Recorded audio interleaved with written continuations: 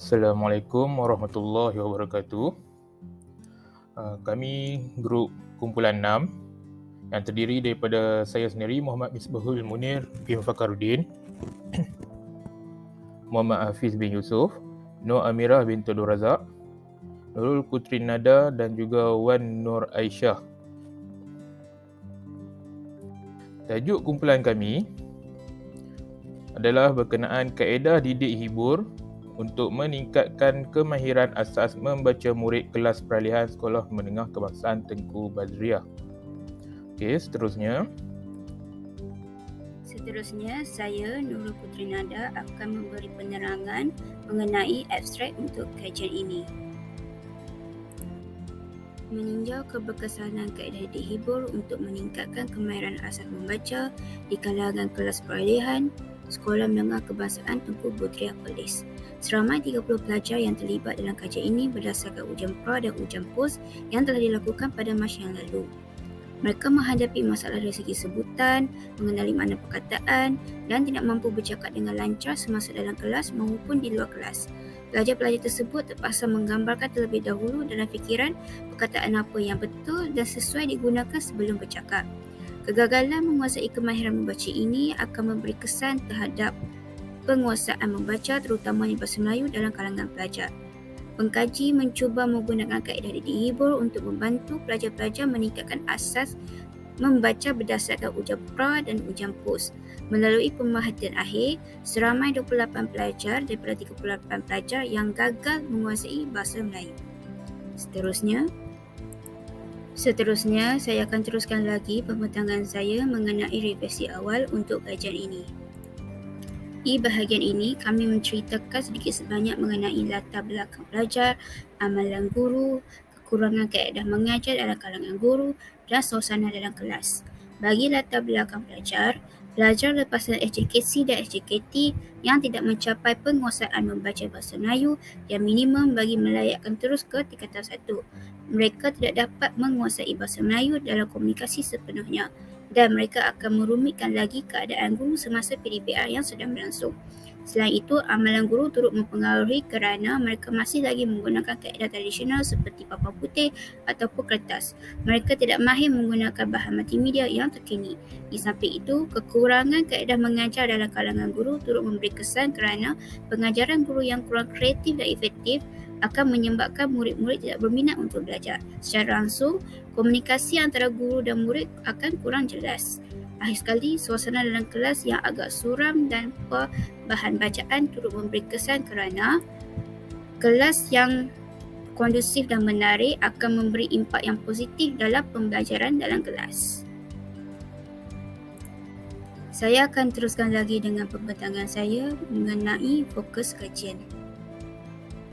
Terdapat 4 bahagian untuk fokus kajian. Yang pertama ialah research problem, kedua possible action, ketiga ialah research question, yang terakhir ialah sub research question.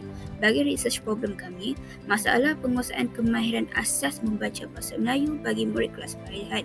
Manakala possible action pula, kami menyediakan 4 kaedah. Yang pertama ialah kaedah didik hibur, kedua pembelajaran atas talian, ketiga penggunaan teknologi, yang keempat kelas pemulihan. Berdasarkan 4 kaedah ini, kami memilih kaedah didik hibur untuk kajian ini. Yang ketiga ialah research question. Adakah melalui kaedah didik hibur, kemahiran membaca murid kelas peralihan dapat ditingkatkan? Yang terakhir, sub research question. Kami menyediakan 2, iaitu adakah tahap penguasaan membaca bahasa Melayu dapat ditingkatkan? Apakah sasaran pencapaian yang diinginkan? Seterusnya, di samping itu, objektif kajian ini bertujuan untuk meningkatkan kemahiran membaca dalam kalangan murid kelas peralihan di Sekolah Menengah Kebangsaan Tengku Bazriah. Seterusnya, seramai 30 orang pelajar dari kelas peralihan telah dipilih bagi tujuan menggugah lagi kajian ini. Sekian daripada saya serahkan kepada rakan saya untuk teruskan pembentangan ini. Seterusnya, fasa tinjauan dan penilaian. Kajian ini merupakan sebuah kajian berbentuk kajian tindakan berdasarkan model Nugent et al. 2012 dalam satu kitaran seperti yang terpapar pada skrin. Pada peringkat awal, kami menjalankan refleksi terhadap masalah kemahiran membaca dalam kalangan murid kelas peralihan. Seterusnya, kami merancang langkah penyelesaian masalah iaitu melalui kaedah didik hibur. Kemudian, kami melaksanakan intervensi kaedah didik hibur tersebut kepada pelajar dan akhirnya kami mengumpul hasil dapatan kajian dan menentukan keberkesanannya. Berdasarkan refleksi terhadap hasil dapatan kajian tersebut, kami membuat penambahbaikan kepada kaedah intervensi dan mengulang semula kitaran. Kajian tindakan ini kami bahagikan kepada 3 fasa iaitu fasa sebelum, semasa dan juga selepas intervensi dijalankan. Bagi fasa sebelum, kami menggunakan instrumen ujian pra dan juga pemerhatian. Bagi fasa semasa, kami menggunakan instrumen pemerhatian, manakala bagi fasa selepas, kami menggunakan instrumen ujian pos. Instrumen ujian pra dan ujian pos ini bertujuan untuk mengukur tahap pencapaian murid. Ujian pra digunakan untuk menentukan tingkat kemahiran awal murid sebelum dilakukan intervensi didik hibur, manakala ujian pos digunakan untuk menganalisis keberhasilan intervensi tersebut. Kedua-dua ujian pra dan ujian pos ini menggunakan bahan ujian yang sama, bertujuan untuk membantu pengkaji membuat perbandingan secara lebih tepat mengenai tahap pencapaian kemahiran membaca murid sebelum dan selepas kaedah didik hibur dilaksanakan. Berikut merupakan contoh bahan yang kami gunakan dalam ujian pra dan ujian pos bagi mengkaji tahap kemahiran membaca murid sebelum dan juga selepas intervensi kaedah didik hibur. Terdapat 9 aspek yang kami akan gunakan untuk menguji pelajar seperti yang tertera pada paparan. Instrumen kedua yang kami gunakan ialah kaedah instrumen pemerhatian. Instrumen pemerhatian ini merupakan kaedah kualitatif yang digunakan untuk mengamati tingkah laku, penerimaan dan juga respons murid bagi fasa sebelum dan juga semasa intervensi kaedah didik hibur dijalankan. Pemerhatian berstruktur dijalankan dengan mengukur bahasa tubuh badan, pertuturan, tingkah laku dan juga penglibatan murid bagi fasa sebelum dan semasa kaedah didik hibur dijalankan. Tata cara mengumpul dan menganalisis data. Bagi instrumen ujian pra dan ujian pos, satu rubrik berbentuk analitik telah direka untuk mendapatkan data pelajar.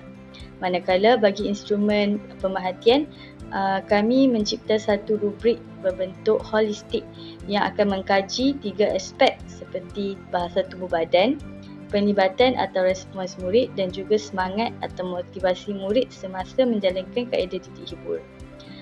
Selepas semua data dikumpul, semua data-data tersebut akan diterjemahkan pula ke dalam bentuk carta pie untuk mendapatkan peratusan pelajar bagi setiap kategori.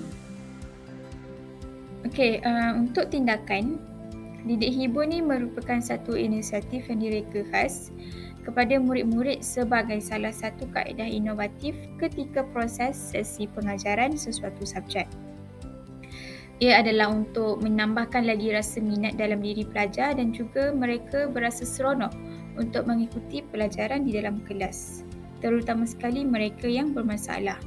Fokus utama yang sebenar ialah untuk membantu meningkatkan lagi penguasaan kemahiran yang asas dalam sesuatu subjek dengan menggunakan kaedah didik hibur dan juga penghayatan bahasa dalam kalangan murid. Okey, untuk kaedah didik hibur, ada 2 tindakan. Yang pertama ialah nyanyian, di mana suasana ataupun persekitaran pembelajaran bersifat menyeronokkan ni dia dapat meningkatkan lagi motivasi murid dalam pembelajaran dan juga mereka akan lebih tertarik untuk belajar. Murid-murid juga boleh mainkan peranan dengan menyertai aktiviti tersebut sambil berhibur. Okey, lagu mendatangkan fungsi emosi, keterbukaan dan kesenangan dan juga dia memudahkan lagi proses pembelajaran bahasa di atas sebab strukturnya yang mudah dan berulang. Okey, contohnya kita boleh tengok daripada budak-budak kecil kan. Biasa dekat TV ke apa, diorang akan tengok nyanyian ABC apa semua tu. Dia akan lagi senang untuk ingat. Okey, kaedah intervensi ni dia telah dijalankan selama 4 hari pada 20 Mac hingga 23 Mac. Aktiviti ini dilakukan oleh murid dengan menyanyi dan menyebut huruf vokal dan huruf abjad. Seterusnya mereka akan menyanyikan lagi 2 lagu, iaitu lagu Suku Kata dan Sang Ulat Bulu. Okey, pada 20 dan 21 Mac, aktiviti pelajar ialah menyanyikan lagu huruf vokal dan huruf abjad mengikut video YouTube yang telah disediakan oleh guru, dan guru akan meminta pelajar menyalin terlebih dahulu huruf vokal dan huruf abjad di papan putih, okey, serta menerangkan cara-cara untuk menyebutnya. Kemudian guru akan menyanyi dan menyebut huruf vokal dan huruf abjad terlebih dahulu. Kemudian pelajar-pelajar akan diminta untuk berdiri dan turut sama menyanyikan lagu dengan bantuan guru lah. Aktiviti nyanyian ni akan diulang sebanyak 2 kali.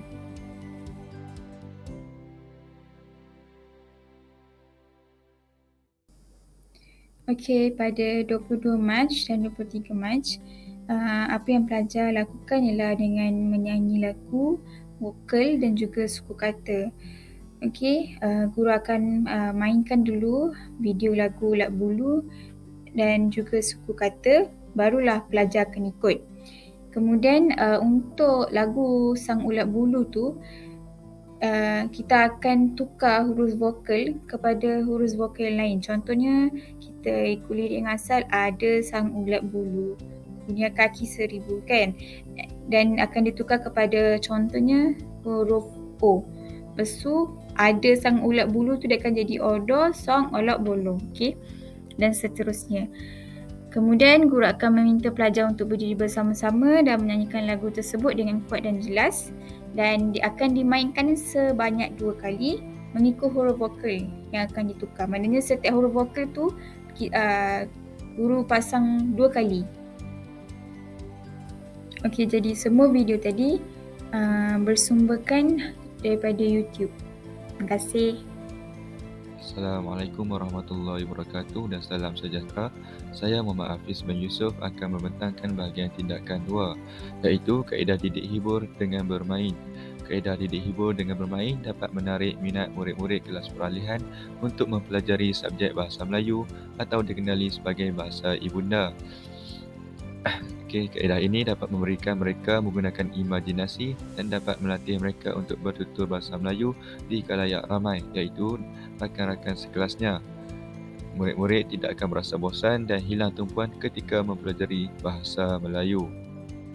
Kaedah intervensi ini telah dijalankan selama 3 hari, iaitu bermula pada 27 Mac 2023 sehingga 29 Mac 2023. Aktiviti yang dilakukan ialah murid-murid perlu meneka dan menyebut suku kata berdasarkan gambar yang ditunjukkan serta menyambung ayat ringkas.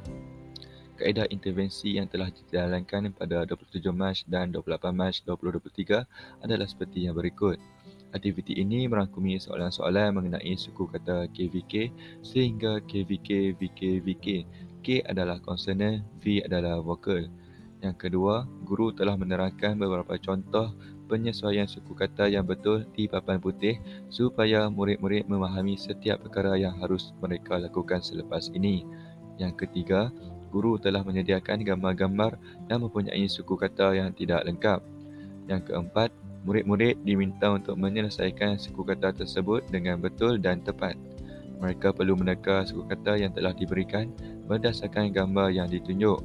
Yang kelima, setiap murid akan diberikan peluang untuk menjawab suku kata tersebut sekurang-kurangnya 4 kali, iaitu 2 kali pada 27 Mac dan 2 kali lagi pada 28 Mac. Jadi keseluruhannya adalah 4 kali.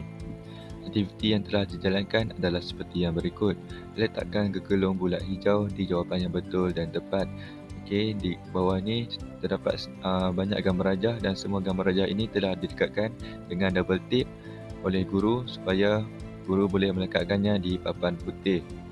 Okey, gambar rajah yang pertama kita dapat lihat seekor haiwan dan suku kata yang pertama telah diberikan, iaitu ku. Kemudian suku kata yang kedua murid perlu menekannya sama ada sa atau da. Jika murid kata da, gergelong hijau itu perlu diletakkan di bahagian da, maka jadilah kuda. Gambar rajah yang kedua, po, ta atau kok. Gambar rajah yang ketiga, cara atau cing. Gambar rajah yang keempat mempunyai 3 suku kata. Suku kata yang pertama telah diberikan, iaitu ba, kemudian ti atau si, yang ketiga kal atau la. Pelajar perlu meletakkan 2 gergelong hijau di bahagian tersebut. Aktiviti yang telah dijalankan pada tarikh 29 Mac 2023 adalah seperti yang berikut. Aktiviti ini merangkumi soalan-soalan yang memerlukan kemahiran murid-murid meneka suku kata yang betul dan membaca keseluruhan ayat ringkas. Yang kedua, murid-murid telah diberikan penerangan cara menjawab dengan betul dan tepat oleh guru sebelum aktiviti dijalankan. Yang ketiga, guru telah menyediakan beberapa ayat yang mempunyai 3 pilihan jawapan suku kata. Yang keempat adalah murid-murid perlu menyelesaikan ayat tersebut dengan perlu meneka pilihan jawapan yang tepat dan membaca ayat tersebut dengan lengkap. Yang kelima, permainan ini diteruskan sehingga semua murid sudah menjawab sekurang-kurangnya 2 kali. Aktiviti yang telah dijalankan adalah seperti yang berikut. Letakkan gergelong bujur kuning di jawapan yang betul dan tepat. Di setiap gambar rajah di bawah ini telah dilekatkan double tape supaya guru boleh melekatkannya di papan putih. Okey, kita lihat di gambar rajah yang pertama, iaitu Ahmad makan ada atau suka main catur. Jika murid menjawabnya suka, jadi murid perlu meletakkan gergelong kuning di bahagian suka. Kemudian murid perlu membaca keseluruhan ayat, iaitu seperti Ahmad suka main catur. Sebegitu. Yang kedua, badan kucing, gajah atau lembu itu besar. Pelajar perlu meneka salah satu jawapan daripada 3 jawapan tersebut. Yang ketiga, Aina memegang, mencakar, memelihara ikan. Yang keempat, Ali suka memancing, memburu, menjala burung. Pelajar perlu memilih salah satu jawapan daripada 3 jawapan yang diberikan. Jadual pelaksanaan kajian kami adalah bermula pada 13 Mac 2023, iaitu dengan kenal pasti masalah. Kemudian kami buat kumpul data pada 14 Mac, sehari. Kemudian adalah menulis proposal 15 Mac yang makan masa 2 hari. Dan seterusnya adalah merancang tindakan 17 Mac yang memakan masa 3 hari dan melaksanakan tindakan 1. Tindakan 1 yang kami buat adalah didik hibur nyanyian. Selepas habis tindakan 1, kami buat postmortem tindakan 1. Seterusnya kami buat melaksanakan tindakan 2 pada 27 Mac, iaitu didik hibur secara bermain. Seterusnya kami buat postmortem tindakan kedua. Seterusnya kami buat ujian mengesan pencapaian murid selepas dilakukan kaedah didik hibur tersebut. Kemudian pada 6 April kami buat refleksi kajian apa yang telah berlaku atas hasil ujian yang kami buat. Kemudian kami teruskan dengan menulis laporan pada 8 April. Selepas siap laporan, kami membentangkan kajian pada 10 April.